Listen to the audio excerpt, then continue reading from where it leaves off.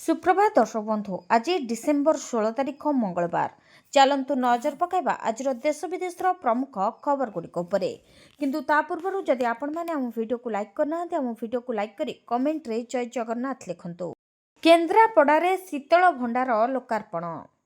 केन्द्रापड़ा जमधर ठारे निर्मित शीतल भंडार को लोकार्पण करा जायछि। बीजेपी राष्ट्रीय उपाध्यक्ष तथा केन्द्रापड़ा सांसद बैजयंत पंडा एहाकु लोकार्पण करथिले। तेबे 1,80,00,000 व्यय अटकल निर्मित एही शीतल भंडार रे 500 मैट्रिक टन क्षमता रही। एही शीतल भंडार द्वारा 9टी ब्लॉक 2टी म्युनिसिपालिटी चाषी उपकृत हेबे। जिलार चाषी माने उत्पादित पनिपरिबा एठारे संरक्षित करी रखि परिबे। एही शीतल भंडार द्वारा चाषी अभावी बिक्रीर शिकार हेबेनी। तेबे अग्रिम अर्थ व्यवस्था सुदृढ़ हेबो बोली कहिसंती।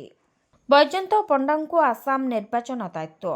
केन्द्रापड़ा सांसद बैजयंत पंडांको पुणी आसाम निर्वाचन दायित्व देछि बीजेपी। बैजयंतको आसाम निर्वाचन पर निर्वाचनी प्रभारी दायित्व देछि बीजेपी। केन्द्रापड़ा सांसद तथा राष्ट्रीय बीजेपी उपाध्यक्ष बैजयंत पंडांको पुणी आसाम निर्वाचन पर गुरु दायित्व मिलिथिबा खबर सामना को आसिछि। बैजयंतको आगामी आसाम साधारण निर्वाचन पर प्रभारी दायित्व देछि दल।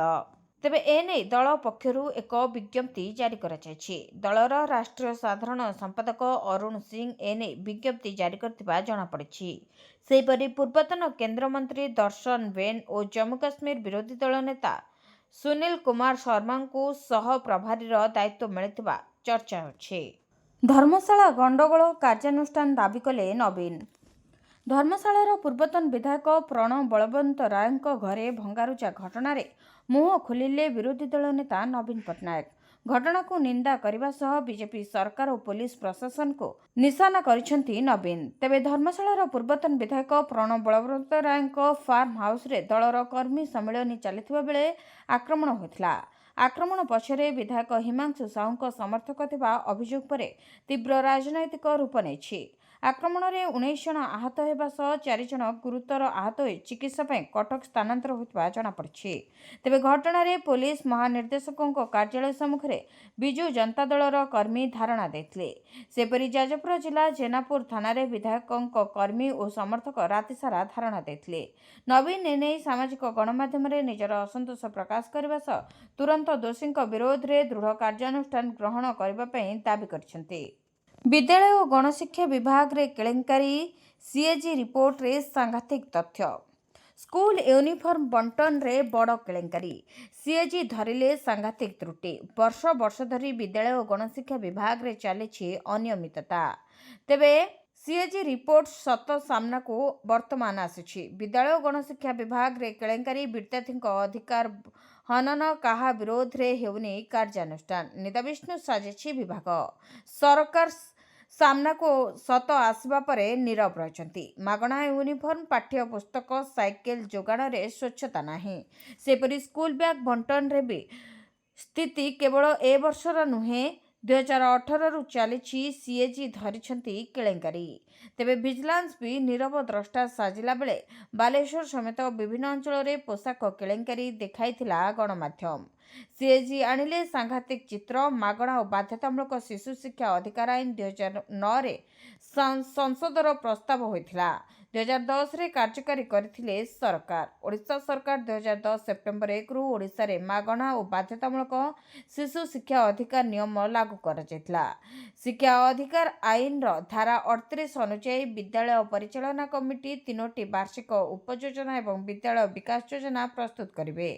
प्रतिवर्ष पई श्रेणीवारी नामलेखा आकलन एकत्र अष्टम श्रेणी पर्यंत शिक्षक आवश्यकता नियम और मानदंड सहित अतिरिक्त भित्तिभूमि निश्चित करवा। यह व्यतीत आईन अनुजाई पिलांको पई मागणा पाठ्यपुस्तक प्रस्तुत रहिबो। तेबे नामलेखा अभिवृद्धि हासिल लगी तथा नाम लेखाइथिबा छात्र छात्री को विद्यालय शिक्षा व्यवस्था रे उपस्थित रहिबा लगी सरकार कहिसंती। स्वतंत्र योजना मागणा यूनिफॉर्म पाठ्यपुस्तक साइकेल स्कूल बैग प्रोत्साहन व्यवस्था रही। छात्र छात्री को यह ठिकणा समय जोगाइबाकु मध्य कुआଯାଇଛି। तेबे 2018 रु 23 मध्य 2,18,49,000 योग्य छात्र छात्री मध्य 2,14,98,000 छात्र छात्री को मागणा यूनिफॉर्म मिलुथिबा बेले 98% छात्र छात्री को दिया जायछि सुविधा। मोकिम को तड़िला कांग्रेस आग को केउं दल। ମହଙ୍ଗା ପଢ଼ିଲା ଦଳ ବିରୋଧୀ ବୟାନ। କଂଗ୍ରେସରୁ ବହିଷ୍କୃତ ହେଲେ ଦଳର ବରିଷ୍ଠ ନେତା ମହମ୍ମଦ ମୋକିମ। ଓଡ଼ିଶା ପ୍ରଦେଶ କଂଗ୍ରେସ କମିଟି ପକ୍ଷରୁ ମୋକିମଙ୍କୁ ବହିଷ୍କୃତ ନେଇ ଏଆଇସିସିକୁ ଚିଠି ଲେଖାଯାଇଥିଲା। ଆଉ ଏଥିରେ ଏଆଇସିସି ମୋହର ମାରିଛନ୍ତି। ଦଳ ବିରୋଧୀ କାର୍ଯ୍ୟ ପାଇଁ ଦଳରୁ ବହିଷ୍କୃତ ହୋଇଥିବା ଓପିସିସି ପକ୍ଷରୁ ସୂଚନା ଦିଆଯାଇଛି। ମହମ୍ମଦ ମୋକିମଙ୍କ ଦଳର ପ୍ରାଥମିକ ସଦସ୍ୟ ପଦରୁ ତାଙ୍କୁ ବହିଷ୍କୃତ କରାଯାଇଛି। କିଛିଦିନ ତଳେ ମହମ୍ମଦ ମୋକିମ ପିସିସି ସଭାପତି ଭକ୍ତ ଦାସଙ୍କ ସହିତ କଂଗ୍ରେସ ନେତା ରାହୁଲ ଗାନ୍ଧୀ, କଂଗ୍ରେସ ସଭାପତି ମଲ୍ଲିକାର୍ଜୁନ ଖଡଗେଙ୍କ ନେତୃତ୍ୱକୁ ନେଇ ପ୍ରଶ୍ନ କରିଥିଲେ। ତେବେ ଦଳର ପରିଚାଳନା ନେଇ ଅସନ୍ତୋଷ ପ୍ରକାଶ କରି ଦଳର ନେତ୍ରୀ ସୋନିଆ ଗାନ୍ଧୀଙ୍କ ନିକଟକୁ ଚିଠି ଲେଖିଥିଲେ ମୋକିମ। ତେବେ ଭକ୍ତ ଦାସ ନିଜ ଦଳ ନୁହେଁ ବରଂ ଅନ୍ୟ ଦଳ ପାଇଁ କାର୍ଯ୍ୟ କରୁଥିବା ଅଭିଯୋଗ ବି ଆଣିଥିଲେ ଏହି ପୂର୍ବତନ କଂଗ୍ରେସ ବିଧାୟକ। ମୋଦିଙ୍କୁ କଂଗ୍ରେସର ଅପଶବ୍ଦ, କ୍ଷମା ଦାବି କଲେ ନଡ୍ଡା। ଦିଲ୍ଲୀରେ ଏସ୍ଆଇଆର୍ ବିରୋଧରେ କଂଗ୍ରେସ ରାଲିରେ ମୋଦିଙ୍କ ପ୍ରତି ଅପଶବ୍ଦ ପ୍ରୟୋଗ କରିବା ଅଭିଯୋଗ ଆଣି କ୍ଷମା ଦାବି କଲେ କେନ୍ଦ୍ରମନ୍ତ୍ରୀ ଜେପି ନଡ୍ଡା। ରାଜ୍ୟସଭା ସଂସଦ ଗୃହରେ ନେତା ଜେପି ନଡ୍ଡା କହିଥିଲେ ଯେ କଂଗ୍ରେସ ରାଲିରେ ମୋଦି ତେରି କବର ଖୁଦେଗି ଆଜି ନୁହେଁ ତୋ କଲ ଖୁଦେଗି। ତେବେ ମୋଦି ତୁମର କବର ଖୋଳାଯିବ ଆଜି ନହେଲେ କାଲି ସ୍ଲୋଗାନ ଦିଆଯାଇଥିଲା। ଏହା କଂଗ୍ରେସ ଦଳର ଚିନ୍ତାଧାରା ଏବଂ ମାନବିକତାକୁ ଦର୍ଶାଉଛି। ପ୍ରଧାନମନ୍ତ୍ରୀଙ୍କ ବିରୋଧରେ ଏପରି କହିବା ଏକ ମୃତ୍ୟୁ କଥା କହିବା ଅତ୍ୟନ୍ତ ନିନ୍ଦନୀୟ ବୋଲି କହିଥିଲେ ଜେପି ନଡ୍ଡା। ତେବେ ଘଟଣା ପାଇଁ କଂଗ୍ରେସ ଦଳ ଏବଂ ସୋନିଆ ଗାନ୍ଧୀ ଦେଶକୁ କ୍ଷମା ମାଗିବା ଉଚିତ। ନଡ୍ଡା ଆହୁରି ମଧ୍ୟ କହିଥିଲେ ଯେ କଂଗ୍ରେସ ଦଳ ଦେଶରେ ରାଜନୀତିର ମାନଦଣ୍ଡକୁ ନିମ୍ନଗାମୀ କରିଛି। ଏପରିକି ନଡ୍ଡା କଂଗ୍ରେସକୁ ନିନ୍ଦା କରିବା ସହ ବିଜେପି ସଦସ୍ୟ ଗୃହରେ କ୍ଷମା ଦାବି କରିଥିଲେ। କିଛି ସମୟ ହଟ୍ଟଗୋଳ ପରେ ରାଜ୍ୟସଭା କାର୍ଯ୍ୟ ବନ୍ଦ ରହିଥିଲା। ସେମିଙ୍କୁ ଜର୍ସି ଉପହାର ଦେଲେ ସଚିନ। କ୍ରିକେଟର କିମ୍ବଦନ୍ତୀ ସଚିନ ତେନ୍ଦୁଲକରଙ୍କୁ କ୍ରିକେଟ ଜଗତର ସବୁଠାରୁ ବଡ଼ ତାରକାମାନଙ୍କ ମଧ୍ୟରୁ ଅନ୍ୟତମ ବୋଲି ବିବେଚନା କରାଯାଏ। ତେବେ ଫୁଟବଲ ଜଗତରେ ଫୁଟବଲ ସମ୍ରାଟ ଲିଓନେଲ ସେମିଙ୍କ ଲୋକପ୍ରିୟତା ଅତୁଳନୀୟ। ଉଭୟ ଖେଳାଳିଙ୍କ ସାରା ବିଶ୍ୱରେ ପ୍ରଶଂସା ରହିଛି ଏବଂ ସେମାନଙ୍କର ପ୍ରଶଂସକ ମଧ୍ୟ ଅନେକ ଅଛନ୍ତି। ଦୁଇ କିମ୍ବଦନ୍ତୀଙ୍କ ମିଳନ କ୍ରୀଡ଼ା ପ୍ରେମୀଙ୍କୁ ବେଶ୍ ଆମୋଦିତ କରିଛି। ତେବେ ଭାରତ ଗସ୍ତରେ ଥିବା ସେମି ମୁମ୍ବାଇର ୱାଙ୍ଗଖେଡେ ଷ୍ଟାଡିୟମରେ ଆୟୋଜିତ କାର୍ଯ୍ୟକ୍ରମରେ ଯୋଗ ଦେଇଥିଲେ। ଏହି ଅବସରରେ ସଚିନ ତେନ୍ଦୁଲକର ସେମିଙ୍କୁ 2011 ଦିନିକିଆ କ୍ରିକେଟ ବିଶ୍ୱକପ୍ ବିଜୟୀ ଜର୍ସି ଉପହାର ପ୍ରଦାନ କରିଥିଲେ। ସଚିନ ତେନ୍ଦୁଲକର ଲେଖା ଓ ହସ୍ତଗତ ଥିବା 10 ନମ୍ବର ଜର୍ସିକୁ ସଚିନ ସେମିଙ୍କୁ ପ୍ରଦାନ କରିଥିଲେ। ଉଭୟଙ୍କ ମଧ୍ୟରେ ସାକ୍ଷାତ ଏବଂ ଆଲୋଚନାରେ ୱାଙ୍ଗଖେଡେ ଷ୍ଟାଡିୟମରେ ଉପସ୍ଥିତ ଥିବା ଦର୍ଶକମାନେ ବେଶ୍ ଉତ୍ସାହିତ ଥିବା ଦେଖିବାକୁ ମିଳିଥିଲା। ମୁଖ୍ୟମନ୍ତ୍ରୀଙ୍କ ବଡ଼ ଘୋଷଣା, ଭୁବନେଶ୍ୱରରେ ହେବ ଗ୍ଲୋବାଲ ଭିସା ଆପ୍ଲିକେସନ ସେଣ୍ଟର। ଏଣିକି ଓଡ଼ିଶା ଲୋକେ ଭିସା ପାଇଁ ଆଉ କୋଲକାତା, ଦିଲ୍ଲୀ କିମ୍ବା ହାଇଦ୍ରାବାଦ ଯିବେ ନାହିଁ। ଏଥିପାଇଁ ଭୁବନେଶ୍ୱରରେ ହେବ ଗ୍ଲୋବାଲ ଭିସା ଆପ୍ଲିକେସନ ସେଣ୍ଟର। ମୁଖ୍ୟମନ୍ତ୍ରୀ ମୋହନ ଚରଣ ମାଝୀ ଭୁବନେଶ୍ୱରରେ ଗ୍ଲୋବାଲ ଭିସା ଆପ୍ଲିକେସନ ସେଣ୍ଟର ପ୍ରତିଷ୍ଠା ପାଇଁ ଅନୁମୋଦନ କରିଛନ୍ତି। ଏହି ପ୍ରସ୍ତାବିତ visa centre Bhubaneswar ବରମୁଣ୍ଡାସ୍ଥିତ Baba Saheb Ambedkar bus terminal ବିଲ୍ଡିଂରେ କାର୍ଯ୍ୟକ୍ଷମ ହେବ, ଯାହା ପାଇଁ ଓଡ଼ିଶା ସରକାର 3000 ବର୍ଗଫୁଟର ଜାଗା ଯୋଗାଇ ଦେବେ। ତେବେ ଅନ୍ତର୍ଜାତୀୟ ଭିସା ପାଇଁ ପୂର୍ବରୁ ରାଜ୍ୟବାସୀଙ୍କୁ କୋଲକାତା, ଦିଲ୍ଲୀ, ହାଇଦ୍ରାବାଦ ଭଳି ଦେଶର ଅନ୍ୟ ସହରକୁ ଯିବା ପାଇଁ ପଡ଼ୁଥିଲା। ଭୁବନେଶ୍ୱରରେ ଏହି ଭିସା ସେଣ୍ଟର ପ୍ରତିଷ୍ଠା କରିବା ପାଇଁ ରାଜ୍ୟବାସୀଙ୍କ ପକ୍ଷରୁ ବହୁ ଦିନରୁ ଦାବି ରହିଆସୁଥିଲା। ଏସବୁକୁ ଦୃଷ୍ଟିରେ ରଖି ମୁଖ୍ୟମନ୍ତ୍ରୀ ଏହି ଗୁରୁତ୍ୱପୂର୍ଣ୍ଣ ନିଷ୍ପତ୍ତି ନେଇଛନ୍ତି। ଟୋକେନ୍ ଦାବିରେ ତେଜିଲା ଚାଷୀ ଅସନ୍ତୋଷ। 19ରେ ସମ୍ବଲପୁର ବନ୍ଦ। ମଣ୍ଡି ଖୋଲିଥିଲେ ବି ଟୋକେନ୍ ମିଳୁନି, ଫଳରେ ଚାଷୀ ଧାନ ବିକି ପାରୁନାହାନ୍ତି।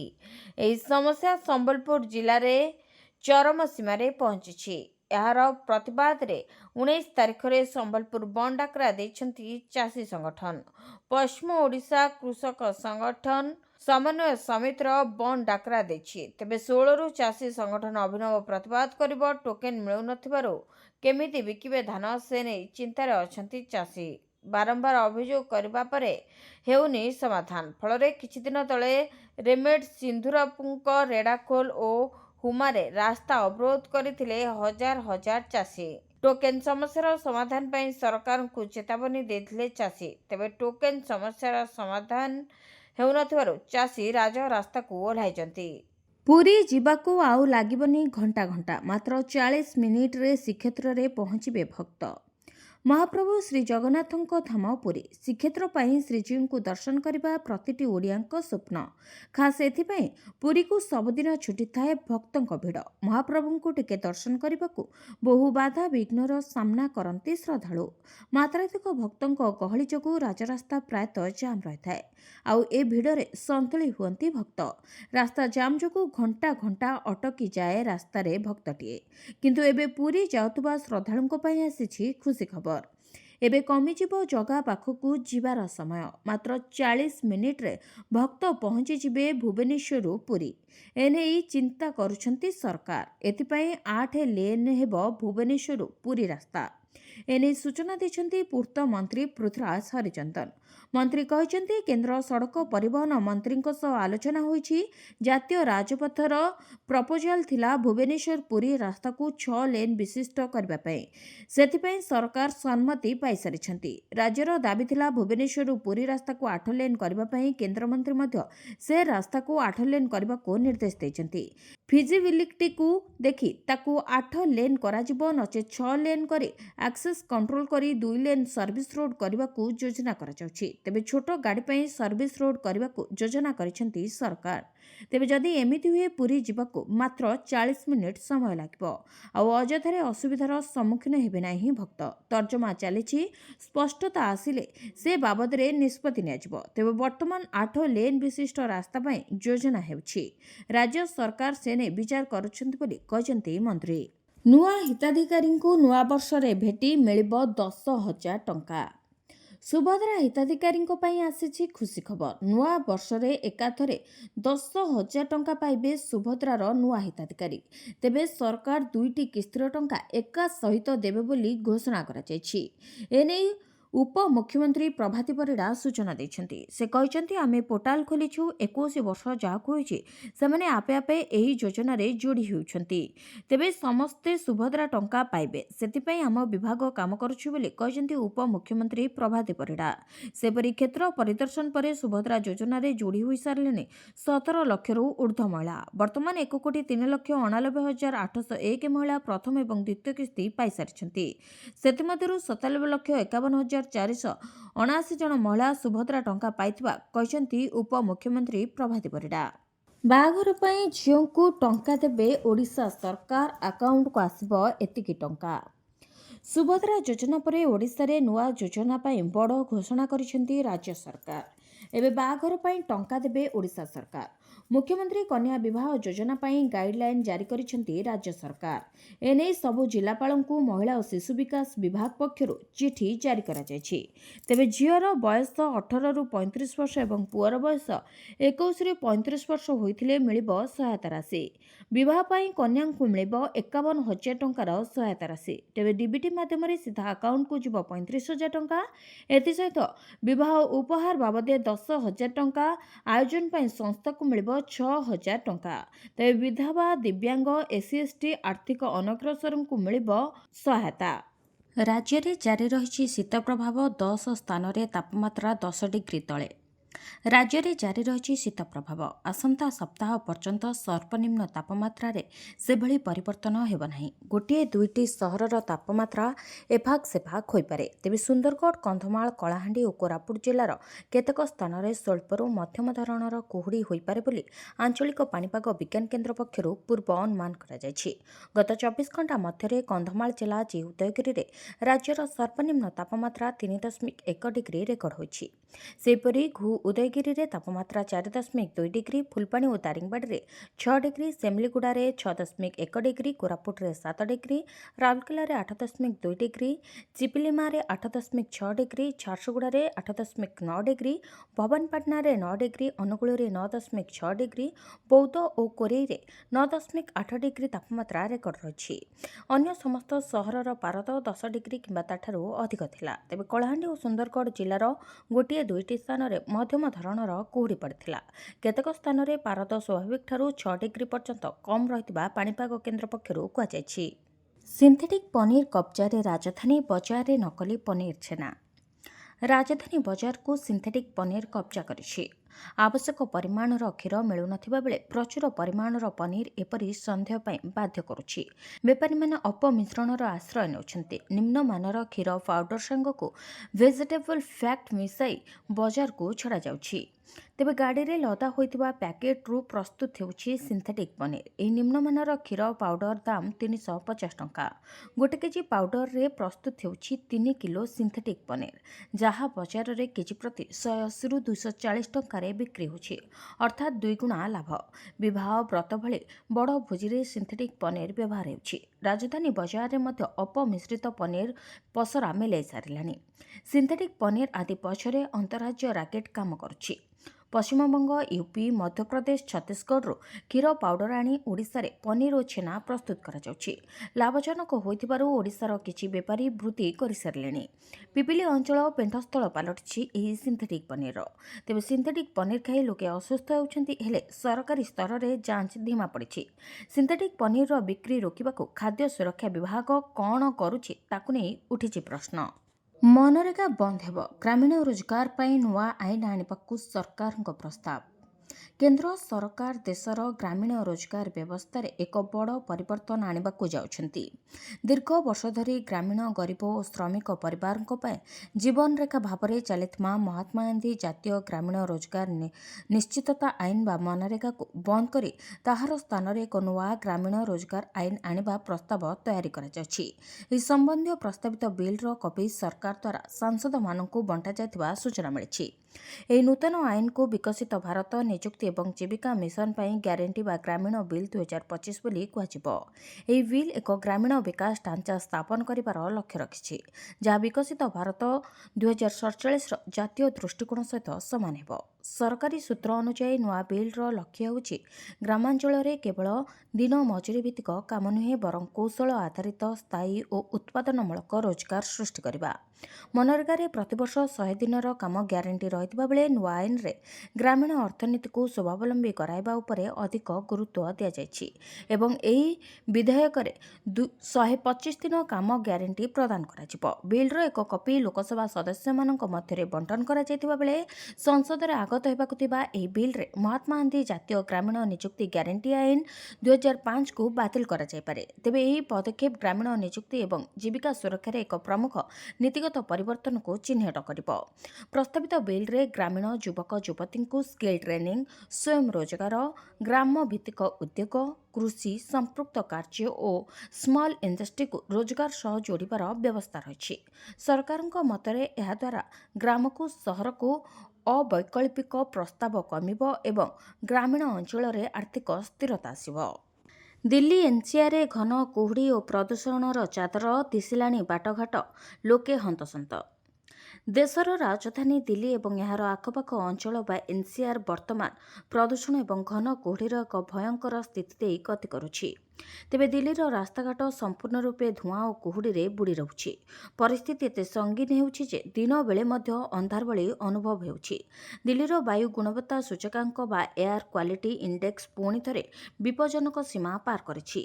ବିଶେଷ କରି ଅକ୍ଷରଧାମ ଅଞ୍ଚଳରେ ସକାଳ ସମୟରେ AQI 493 ରେକର୍ଡ କରାଯାଇଛି, ଯାହା ଗୁରୁତର ପ୍ଲସ୍ ଶ୍ରେଣୀରେ ଆସେ। କେବଳ ଅକ୍ଷରଧାମ ନୁହେଁ, ଆନନ୍ଦ ବିହାର, ଅଶୋକ ବିହାର, ବୱାନା ଏବଂ ଦ୍ୱାରକା ଭଳି ଅନେକ ଅଞ୍ଚଳରେ AQI 450ରୁ 500 ମଧ୍ୟରେ ରହିଛି। ଏହି ସ୍ତରର ପ୍ରଦୂଷଣ ସୁସ୍ଥ ଲୋକଙ୍କ ପାଇଁ ମଧ୍ୟ କ୍ଷତିକାରକ ଏବଂ ରୋଗୀଙ୍କ ପାଇଁ ପ୍ରାଣଘାତୀ ହୋଇପାରେ। ତେବେ ପ୍ରଦୂଷଣର ଧୂଆଁ ଏବଂ ଶୀତଦିନର କୁହୁଡ଼ି ମିଶି ସ୍ମଗ୍ ସୃଷ୍ଟି କରିଛି। ଏହାର ପ୍ରଭାବରେ ଦୃଶ୍ୟମାନ କ୍ଷମତା ବା ଭିଜିବିଲିଟି ଏତେ କମିଯାଇଛି ଯେ କିଛି ମିଟର ଦୂରରେ ଥିବା ଜିନିଷ ମଧ୍ୟ ଦେଖାଯାଉନାହିଁ। ଦିଲ୍ଲୀର ସଫଦରଜଙ୍ଗ ଏବଂ ପାଲମ ଅଞ୍ଚଳରେ ଭିଜିବିଲିଟି 0 ମିଟରକୁ ଖସି ଆସିଥିଲା। ରାସ୍ତାରେ ଯାଉଥିବା ଗାଡ଼ି ଚାଳକମାନେ ବାଧ୍ୟ ହୋଇ ହେଡ୍ ଲାଇଟ୍ ଏବଂ ଇଣ୍ଡିକେଟର ଜଳାଇ ଅତି ଧୀର ଗତିରେ ଗାଡ଼ି ଚଳାଉଛନ୍ତି। ଶହ ଶହ ପୁଲିସଙ୍କ ନାଁରେ ଅପରାଧିକ ମାମଲା, ଅତିଷ୍ଠ ସାଧାରଣ ଜନତା। ସୁରକ୍ଷା ପାଇଁ ଭରସା କରାଯାଉଥିବା ପୁଲିସ ଏବେ ଭରସା ହରାଇଛି। ପୁଲିସ କଥା କହିଲେ କ୍ରିମିନାଲ ଆଉ ଡରୁନାହାନ୍ତି, ଡରୁଛନ୍ତି ସାଧାରଣ ଜନତା। କାରଣ ପୁଲିସ ନିଜେ ପାଲଟୁଛି କ୍ରିମିନାଲ। ନିକଟରେ ଘଟିଥିବା ଏକ ଘଟଣା ପୂରା ମାମଲାର ପୋଲ ଖୋଲିଛି। ମନ୍ଦସୌର ମଲ୍ହାରଗଡ଼ ଥାନା ଅଞ୍ଚଳରେ ଏଭଳି କିଛି ଘଟଣା ଘଟିଛି ଯାହା ସାରା ଦେଶରେ ହଇଚଇ ସୃଷ୍ଟି କରିଛି। ଜଣେ କଲେଜ ଛାତ୍ର ବସ୍ରେ ଯାଉଥିବା ବେଳେ ଜଣେ ସବ୍ ଇନ୍ସପେକ୍ଟରଙ୍କ ସହ ଅନ୍ୟ 3 ଜଣ ପୁଲିସ କର୍ମୀ ତାଙ୍କୁ ବସ୍ରୁ ଉଠାଇ ଆଣି 6 ଘଣ୍ଟା ଥାନାରେ ବନ୍ଦ ରଖିଥିଲେ। ପଇସା ଦେବାକୁ କହିଥିଲେ, ନ ଦେବାରୁ ତାଙ୍କୁ ନିସ୍ତୁକ ମାଡ଼ ମାରିବା ସହ ଅଫିମ ରଖିଥିବା ମିଛ ମାମଲାରେ ଫସାଇ ଜେଲ୍ ପଠାଇଥିଲେ। ଏହି ମାମଲାରେ ପୁଲିସ ବିରୋଧରେ ଅପରାଧିକ ମାମଲା ଦାୟର କରିବା ସହ ସୋହନ ଲାଲଙ୍କୁ ନ୍ୟାୟ ଦେବାକୁ ଦାବି କରିଥିଲେ ତାଙ୍କ ବଡ଼ ଭାଇ ଓ ପରିବାର। ଏହି ଘଟଣାରେ ଖୋଲତାଡ଼ ହେବାରୁ ଖୋଦ୍ ମନ୍ଦସୌରର ଏସ୍ପି ବିନୋଦ ମୀଣା କୋର୍ଟରେ ପହଞ୍ଚି ଦୋଷ ସ୍ୱୀକାର କରିବା ସହ ସମ୍ପୃକ୍ତ ପୋଲିସ ଅଧିକାରୀଙ୍କ ଦୋଷକୁ ସାମ୍ନାକୁ ଆଣିଥିଲେ। ଦୋଷୀ ପୋଲିସ କର୍ମୀ ଓ ଅଧିକାରୀଙ୍କୁ ନିଲମ୍ବିତ କରାଯାଇଛି। ହେଲେ ଏସବୁ ଭିତରେ ଛାତ୍ର ସୋହନ ଲାଲର ଅବସ୍ଥା ଖରାପ ହୋଇଯାଇଛି। ଯୁକ୍ତ 2ରେ ଫାର୍ଷ୍ଟ ଡିଭିଜନରେ ପାସ୍ କରିବା ପରେ ସିଭିଲ ସର୍ଭିସ ପାଇଁ ପ୍ରସ୍ତୁତ ହେଉଥିବା ସୋହନ ଲାଲ ଏବେ ମାନସିକ ଅବସାଦରେ ଗତି କରୁଛନ୍ତି। ସବୁବେଳେ ଚୁପଚାପ ରହିବା ସହ ଘରୁ ବାହାରିବାକୁ ଡରୁଛନ୍ତି। ତେବେ ପୋଲିସର ଦାଦାଗିରି ଜଣେ ଛାତ୍ରର ଭବିଷ୍ୟତ ଅନ୍ଧାର କରିଦେଲା ବୋଲି ବୁଦ୍ଧିଜୀବୀ ମହଲରେ ଏବେ ଚର୍ଚ୍ଚା ହେଉଛି। ଏହା ଗୋଟିଏ ଘଟଣା ନୁହେଁ, ସାରା ରାଜ୍ୟରେ ଏହିଭଳି ଶହ ଶହ ଅପରାଧ ଘଟୁଛି ଯେଉଁଥିରେ ଅପରାଧୀ ଖୋଦ୍ ପୋଲିସ ଅଛନ୍ତି। ତେବେ ରାଜ୍ୟ ବିଧାନସଭା ଅଧିବେଶନରେ କଂଗ୍ରେସ ବିଧାୟକ ବାଲା ବଚ୍ଚନ ଅପରାଧୀ ପୋଲିସର ପୂରା କୁଣ୍ଡଳୀ ଉପସ୍ଥାପନ କରିଥିଲେ। ଗତ 2 ବର୍ଷ ଭିତରେ ମଧ୍ୟପ୍ରଦେଶ ପୋଲିସ ବିରୋଧରେ 329ଟି ଅପରାଧିକ ମାମଲା ଦାୟର ହୋଇଛି। ଏଥିରୁ 259ଟି ମାମଲା କନଫର୍ମ ହୋଇଥିବା ବେଳେ 61ଟି ମାମଲାର ଏବେ ଯାଏଁ ଯାଞ୍ଚ ଚାଲିଛି। ବିଜେପି ଏବଂ ନିର୍ବାଚନ କମିଶନଙ୍କ ଉପରେ ରାହୁଲ ଗାନ୍ଧୀଙ୍କ ଆକ୍ରମଣ, କହିଲେ ବିଜେପି ପାଇଁ କାମ କରୁଛି ଇସି। କଂଗ୍ରେସ ନେତା ରାହୁଲ ଗାନ୍ଧୀ ବିଜେପି ଏବଂ ନିର୍ବାଚନ କମିଶନ ଉପରେ ଆକ୍ରମଣକୁ ଆହୁରି ତୀବ୍ର କରିଛନ୍ତି। ସେ କହିଛନ୍ତି ଯେ କଂଗ୍ରେସ ସେହି ଆଇନଗୁଡ଼ିକୁ ରଦ୍ଦ କରିବା ସହ ପୂର୍ବବର୍ତ୍ତୀ ଭାବରେ ପରିବର୍ତ୍ତନ କରିବେ। ନିର୍ବାଚନ ଆୟୁକ୍ତମାନଙ୍କୁ ସୁରକ୍ଷା ଦେବା ପାଇଁ ପ୍ରଣୟନ କରାଯାଇଥିଲା ସେହି ଆଇନକୁ ପୁନଃ ଲାଗୁ କରିବେ।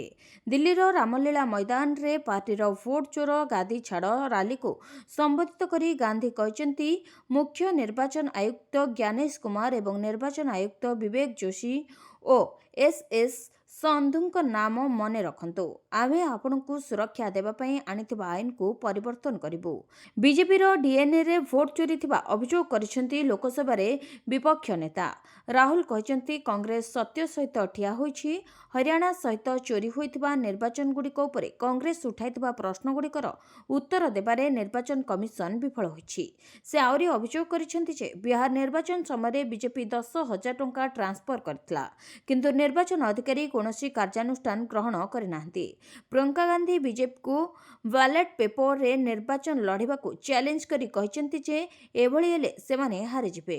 ଖଡ୍ଗେ ବିଜେପି ନେତାମାନଙ୍କୁ ଗଦ୍ଦାର ଓ ଡ୍ରାମାବାଜ ବୋଲି କହି ସମ୍ବିଧାନ ବଞ୍ଚାଇବା ପାଇଁ ଏନ୍ଡିଏ ସରକାରକୁ ହଟାଇବାକୁ ଆହ୍ୱାନ ଦେଇଛନ୍ତି। ଅନ୍ୟପକ୍ଷରେ ବିଜେପି ଏହି ରାଲିକୁ ଭୋଟର ତାଲିକାରେ ସଂଶୋଧନକୁ ରୋକିବା ପାଇଁ ଏକ ଷଡ଼ଯନ୍ତ୍ର ବୋଲି କହିବା ସହ କଂଗ୍ରେସ ଦଳ ଅନୁପ୍ରବେଶକାରୀମାନଙ୍କୁ ସୁରକ୍ଷା ଦେବାକୁ ଅହରହ ପ୍ରୟାସ କରୁଥିବା କହିଛି। ମାଲକାନଗିରିରେ ସ୍ୱାଭାବିକ ହେଲା ଇଣ୍ଟରନେଟ୍। ମାଲକାନଗିରିରେ ହିଂସାର 8 ଦିନ ପରେ ସ୍ୱାଭାବିକ ହେଲା ଇଣ୍ଟରନେଟ୍ ସେବା। ଗତ ସୋମବାର ସନ୍ଧ୍ୟା 6ଟାରୁ କଟକଣା ଲାଗୁ ରହିଥିଲା। ପର୍ଯ୍ୟାୟକ୍ରମେ କଟକଣା 6 ଥର ବୃଦ୍ଧି ହୋଇଥିଲା। ତେବେ ସୋମବାର ଦିନ 12ଟା ଯାଏଁ କଟକଣା ଥିଲା। MV26 ଓ ରାଖେଲଗୁଡ଼ା ଗାଁ ବିବାଦକୁ ନେଇ ହିଂସା ଦେଖାଦେଇଥିଲା। ମାଲକାନଗିରି ଜିଲ୍ଲା MV26 ହିଂସାକାଣ୍ଡର 7 ଦିନ ପରେ ଗାଁରେ ପହଞ୍ଚିଥିଲା ଭାରତୀୟ ରେଡ୍କ୍ରସ ସୋସାଇଟିର ରିଲିଫ୍ ସାମଗ୍ରୀ। MV26 ହିଂସାକାଣ୍ଡ ଓ ଜଳାପୋଡ଼ା ଘଟଣାରେ ଆଉ 9 ଜଣଙ୍କୁ ଗିରଫ କରିଛି ମାଲକାନଗିରି ସଦର ଥାନା ପୁଲିସ। ଏହି ଘଟଣାରେ ପୂର୍ବରୁ 6 ଜଣ ଗିରଫ ହୋଇଥିବା ବେଳେ ବର୍ତ୍ତମାନ ସୁଦ୍ଧା 15 ଜଣ ଗିରଫ ହୋଇଛନ୍ତି। ଅନ୍ୟମାନଙ୍କୁ ମଧ୍ୟ ପୋଲିସ ଖୋଜୁଛି। ସେପଟେ MV26 ଓ ରାଖଲଗୁଡ଼ା ଗାଁରୁ BNS ଧାରା 163 ଉଚ୍ଛେଦ ହୋଇଛି। ଜିଲ୍ଲା ପ୍ରଶାସନ ତରଫରୁ ଗାଁରେ ରିଲିଫ୍ ସାମଗ୍ରୀ ବଣ୍ଟାଯାଉଥିବା ବେଳେ ଥଇଥାନ କାର୍ଯ୍ୟ ଜାରି ରହିଛି। ତେବେ ନବରଙ୍ଗପୁର ସାଂସଦ ବଳଭଦ୍ର ମାଝୀ MV26 ଏବଂ ରାଖଲଗୁଡ଼ା ଗାଁକୁ ଯାଇ ସ୍ଥିତିର ସମୀକ୍ଷା କରିଥିଲେ।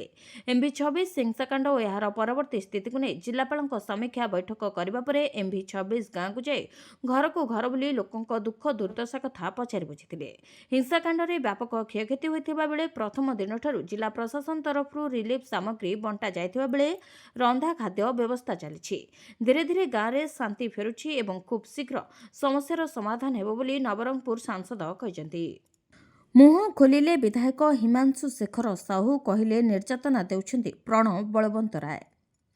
ଧର୍ମଶାଳା ନିର୍ବାଚନ ମଣ୍ଡଳୀରେ ଘଟିଥିବା ଗଣ୍ଡଗୋଳ ନେଇ ମୁହଁ ଖୋଲିଲେ ଧର୍ମଶାଳା ବିଧାୟକ ହିମାଂଶୁ ଶେଖର ସାହୁ। କହିଲେ ବିଭିନ୍ନ ଦିନରେ ଅନେକ ମିଥ୍ୟା ଅଭିଯୋଗରେ ତାଙ୍କୁ ଓ ତାଙ୍କ ସମର୍ଥକଙ୍କୁ ନିର୍ଯାତନା ଦେଉଛନ୍ତି ପ୍ରଣବ ବଳବନ୍ତ ରାୟ।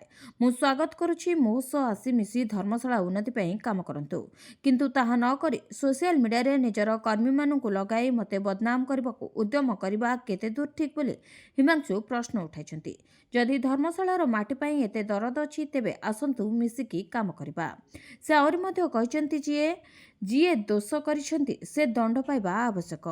ଏଠି ଯାଜପୁର ଏସ୍ପି ଅଛି, ଏଠାରେ ମଧ୍ୟ ଅଭିଯୋଗ କରିପାରିଥାନ୍ତେ, କିନ୍ତୁ ବିନା ଅନୁମତି ଡିଜି ଅଫିସ ସମ୍ମୁଖରେ ଜବରଦସ୍ତି ବସି ପ୍ରହସନ କରୁଛନ୍ତି।